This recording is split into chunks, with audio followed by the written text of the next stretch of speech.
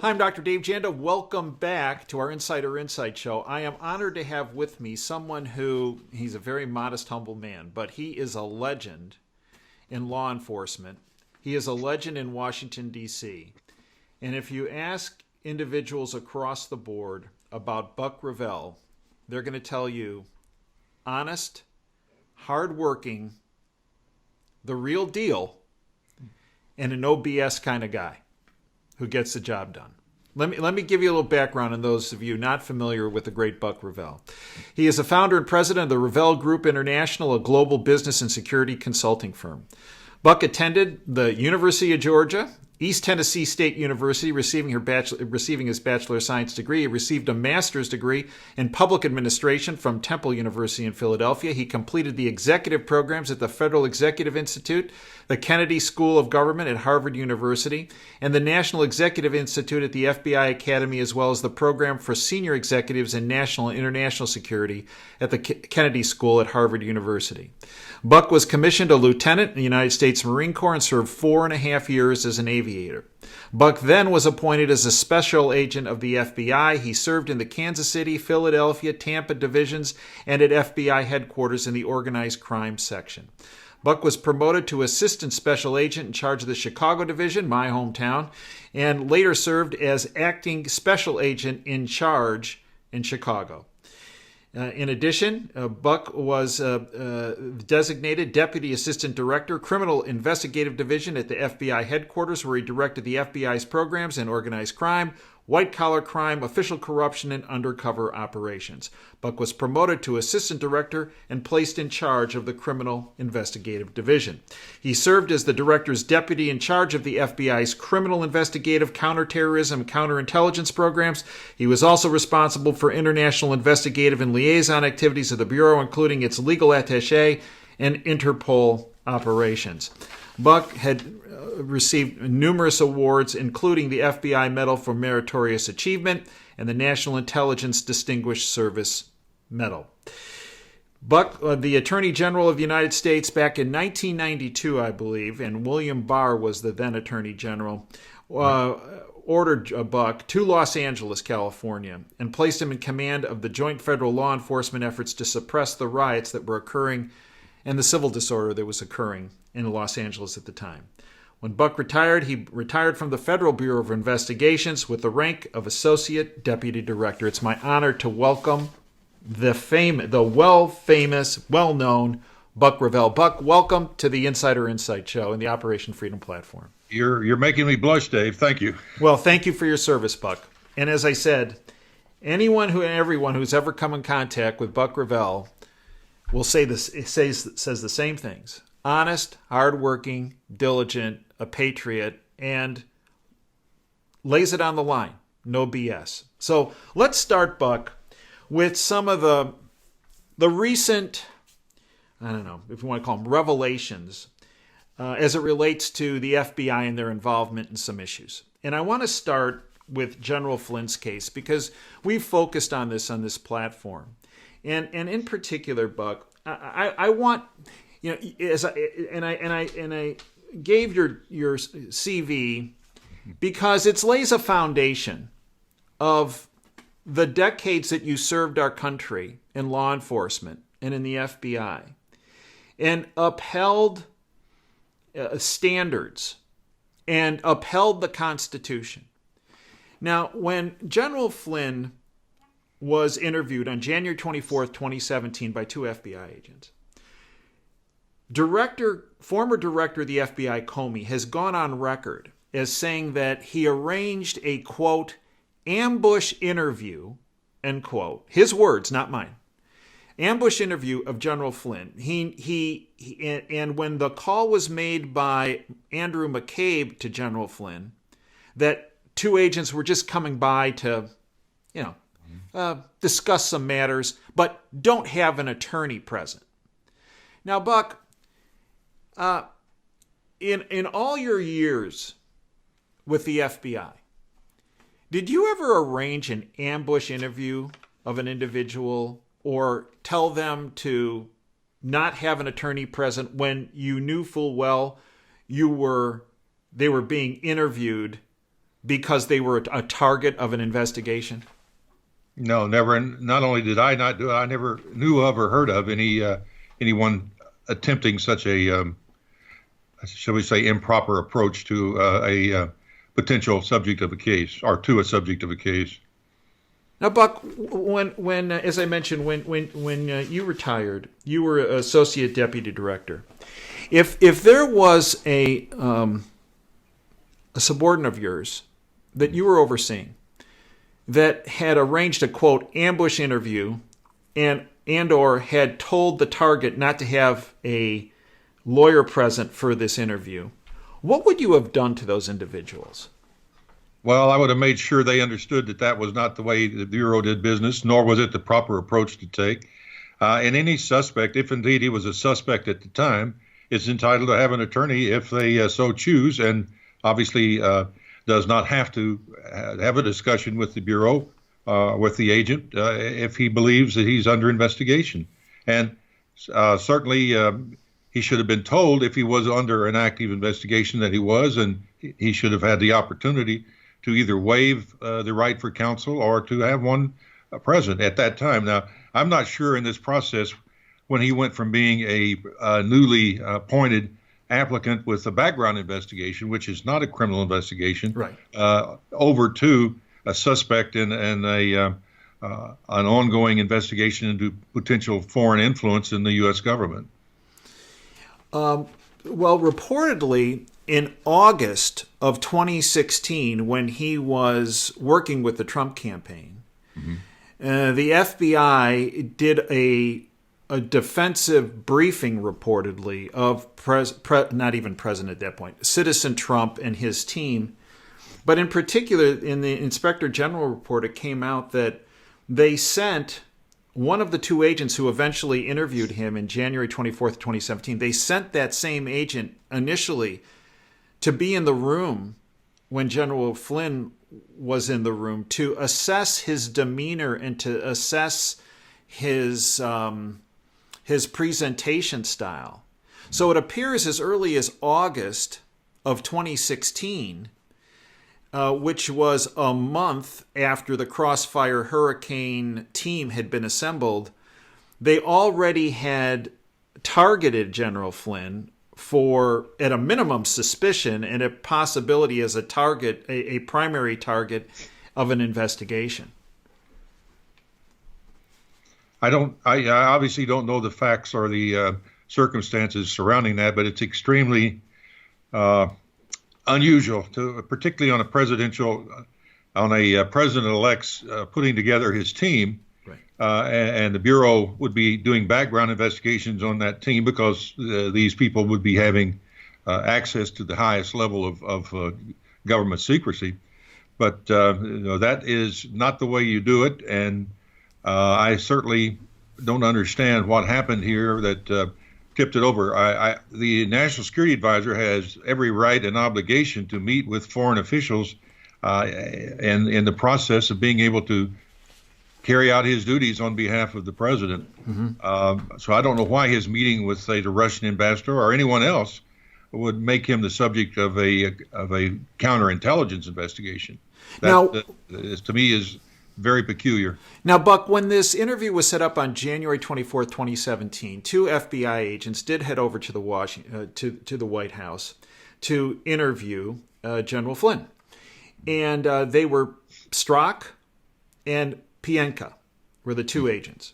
Now, Pienka was one of the agents who was in that room on August in 2016 to assess General Flynn to begin with, and now he's in the January 24th, 2017 interview. When an FBI agent interviews folks, or two agents in this case, they take notes, correct? Yes. Okay. Almost always, yes. Okay, and it's my understanding that's what occurred here. And then when they finish the interview, they write up a form called the 302 form. Is that accurate? Yeah, it's an FD 302. It's a report of interrogation or observations of the crime scene, etc. Okay. And reportedly they did that.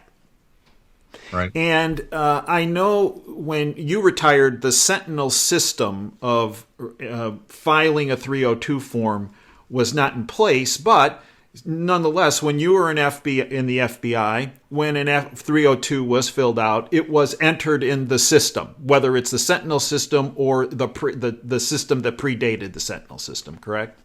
Yes, it was. When I retired in 94, we hadn't gone to an automated system, so it would be filed in a case file. The case file would contain all of the information on that particular inquiry, and including any exhibits or any interviews that would have been captured in the process. So they interviewed him on January 24th, 2017, General Flynn they interviewed, and reportedly they had to have turned the form in, filled out, in 5 days. Correct. So that would make January 29th, 2017.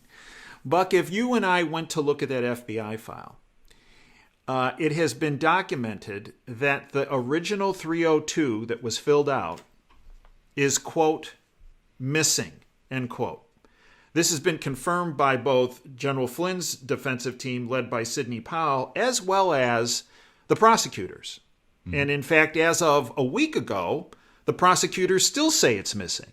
Now, Buck, in the decades that you were with the FBI, are you aware of a 302 form, especially in such a high-profile case, being missing? Well, no matter what the profile, no, the 302 becomes a essential part of any investigation, and it is required to be filed, serialized, and authenticated as part of the file. So when you hear a missing original 302, does in your decades-long work with the FBI, does that send off a red flag to Buck Revell? Well, I don't know exactly how they do it under the Sentinel system, but certainly when I was in, any report of an interview on a 302 is an integral part of the file, and if it went missing, then we would have a serious problem because somebody would have had to remove that and not replace it where it belonged, which is accessible by the people working on an investigation and ultimately by the prosecutors if it's a criminal matter. So Buck, and Sidney Powell has come forward and said that she has come in contact with a witness who actually saw the original 302. And on the original 302, it said that General Flynn was of sure demeanor, and the agents both felt as though he was telling the truth. Now, General Flynn was charged. That shouldn't have been on a 302 to start with. The 302 is information you're collecting, not your observations. If you're going to put your opinions and observations, you write a memorandum, and it becomes separate because it's not evidence, it's an opinion. So putting that in a 302 itself would be improper. Would be improper in and of itself to have that on there. Okay. Well, Devin Nunes has also testified that and stated on the record that when they were debriefed by members of the FBI Crossfire Hurricane team, that he and the group of congressmen he was with were told that when they came to the subject of General Flynn, they were told by the FBI agents they felt as though he did not lie. And that's Devin Nunes. Now, that, again, that's what Devin Nunes was told. So it's incredibly rare that a 302 would be missing, if not one of the first times you've ever heard of that in your multi-decades career. But if we went to the file on General Flynn, there in fact are some edited versions in the file associated with that original 302. So the 302 isn't there, but there are edited versions, edited and revised versions on February 10th, February 11th, February 14th, and February 15th. Now, Buck, I'm not a former FBI legend like yourself. But Buck, when I hear that, the original's missing, and then there are 4 other versions, all of which are changing all along the line. And as they change, it makes it look like General Flynn lied. And essentially, it sounds like it changed the information that was originally presented on the 302. Buck, have you ever heard of something like that? No, obviously, anytime you do paperwork, there can be attempts later, if there has been a omission or any circumstance, but you have to explain that, and that has to become part of the process. So it's not done by going back and altering the original. It's done by essentially updating and pointing out why there was any need to change any of the information that was in that file, in that investigation. And then, Buck, Sidney Powell has come forward and said that it appears that those edits and revisions that were made were made by two individuals who were not present when General Flynn was interviewed. When General Flynn was interviewed, there were two people in the room, Strzok and Pienka, but it appears the revisions and the edits were made by Lisa Page and Andrew McCabe. Now, Buck, how can that be legal? I don't think it is. And that 302 reflects the observations and information collected by an agent who dictates the 302, and no one but him could change that because that's the basis of his testimony. So right now, Attorney General Barr, and we'll get in later into your impressions of Attorney General Barr, because you've worked with Attorney General Barr for years. Attorney General Barr has put a red flag up about what happened before this interview, during this interview, and then after this interview. And what he did is he appointed Eastern District of Missouri U.S. Attorney Jeff Jensen to review what happened here. By the way, Jensen's a former agent.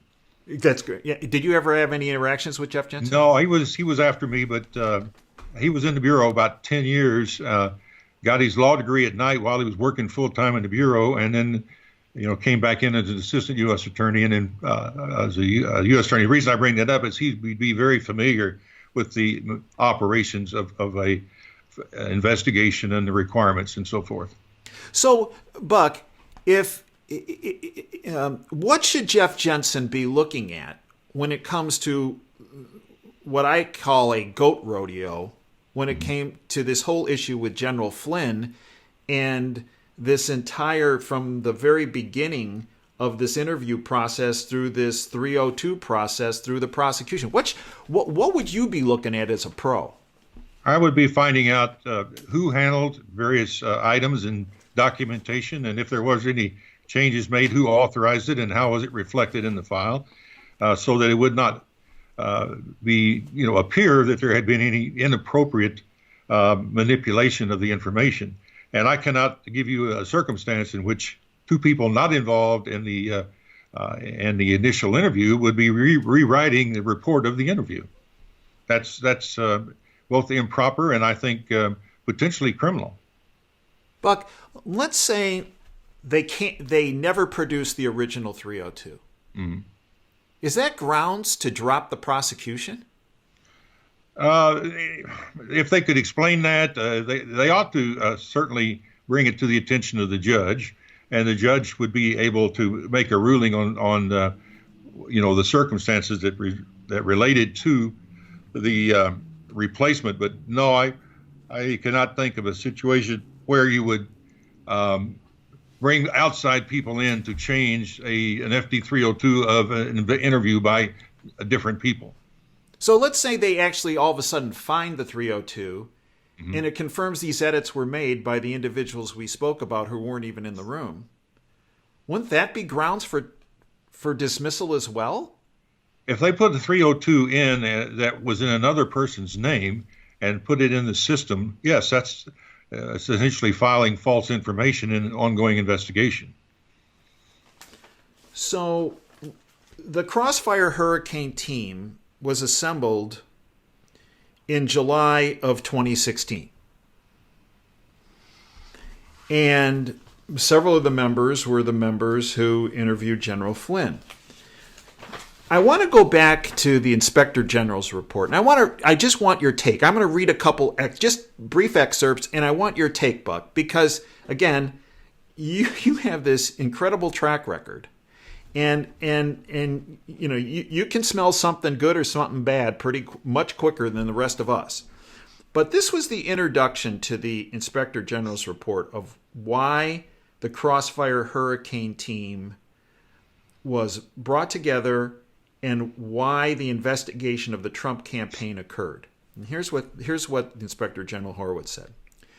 The FBI opened Crossfire Hurricane on July 31st, 2016, just days after its receipt of information from a friendly foreign government informant, reporting that in May of 2016, during a meeting with the friendly foreign government informant, then Trump campaign foreign policy advisor George Papadopoulos suggested the Trump team had received some kind of suggestion from Russia that it could assist this process with the anonymous release of information during the campaign that would be damaging to Mrs. Clinton.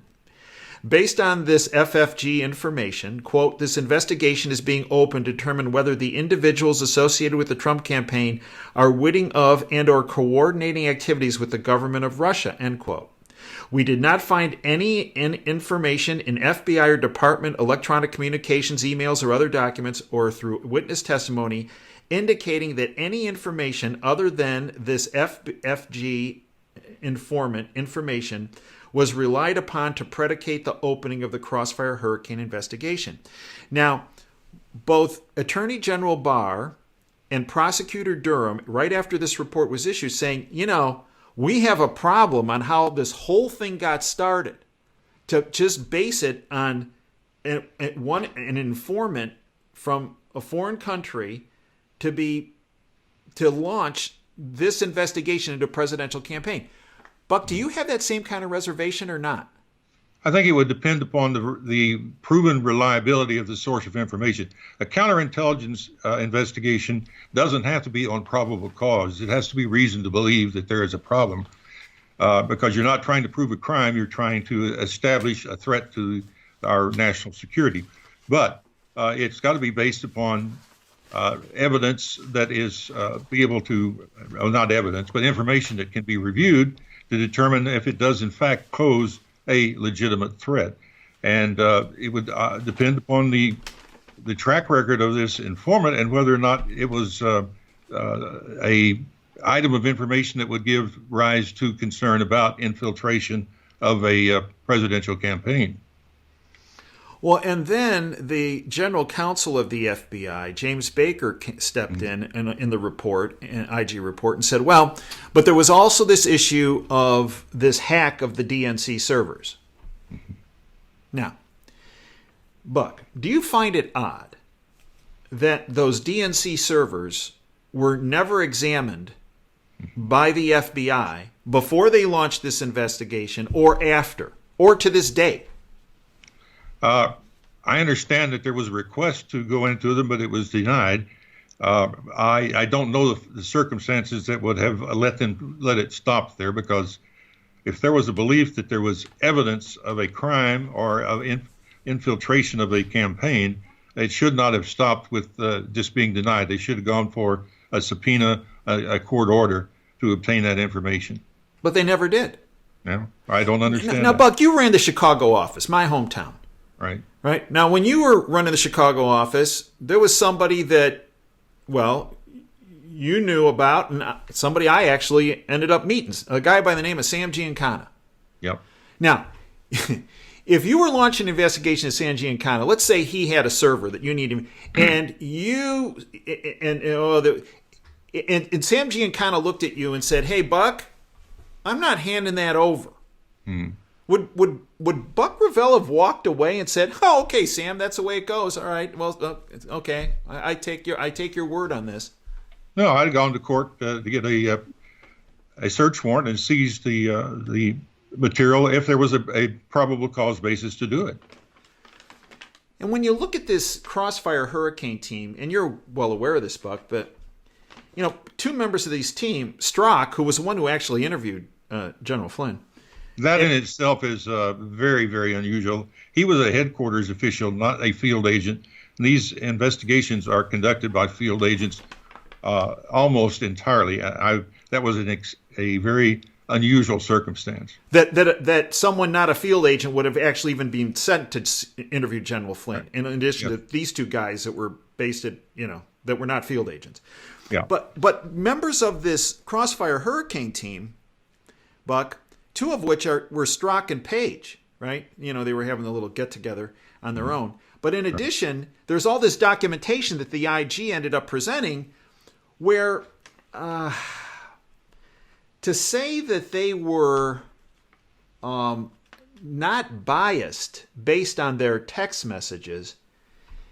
Buck, if you were running a team like this Crossfire Hurricane team, and you were aware that this trash was being talked about essentially targeting the president and all this, his supporters, you can smell them at Walmart and this kind of thing. What would Buck Revell have done to two members of that team? Well, one, they wouldn't have been on the team, and two, it would be serious consideration to whether they even belonged in the FBI. In 30 years, I was never asked my political affiliation. I was never asked who I was going to vote for, never asked to do anything on behalf of a political candidate. It is not something that is expected or tolerated or allowed in the FBI. Their entire demeanor and conduct was disgraceful. But the most important thing is if they took actions that were improper, it contaminated a investigation in the most sensitive area. Now, initially, the FBI tried to get a FISA warrant on Carter Page, and, well, that didn't work out so well until they were handed something called the Steele dossier, which has been found to be unreliable document, let alone fabricated, much of which the document was fabricated. I want to read something to you from the IG report and your take on this. We determined that the FBI's decision to rely upon Steele's dossier election reporting to help establish probable cause that Page was an agent of Russia was a judgment reached initially by the case agents on the Crossfire Hurricane team. We further determined that FBI officials at every level concurred with this judgment, from the Office of General Counsel attorneys assigned to the investigation to senior criminal division officials, then General Counsel of the FBI James Baker, then Deputy Director Andrew McCabe, and then Director James Comey. So when I read that, Buck, I'm thinking they're all in the soup, right? Well, I don't know that they are, obviously you need the totality of circumstances, but it sounds extremely unusual and peculiar. FBI leadership supported relying on Steele's reporting to seek a FISA order on Page after being advised of and giving consideration to, this is the only guy in the room who I think I would trust, concerns expressed by Stuart Evans, then National Security Division's Deputy Assistant Attorney General with oversight responsibility over the Office of Intelligence, that Steele may have been hired by someone associated with presidential candidate Clinton or the DNC, and that the foreign intelligence to be collected through the FISA order would probably not be worth the, quote, risk, end quote, of being criticized later for collecting communications of Carter Page, who was politically sensitive. According to McCabe, the FBI felt strongly that the FISA application, in spite of this, should move forward.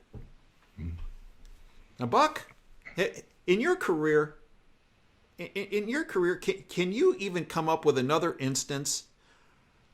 No, I signed and approved dozens of FISA requests during my period in headquarters, and I would have never allowed that kind of fouled up process on a presidential campaign. That's the most sensitive area that you can be conducting an investigation, and to take into account a document without determining its factual basis, to me, is not only improper but absolutely inappropriate.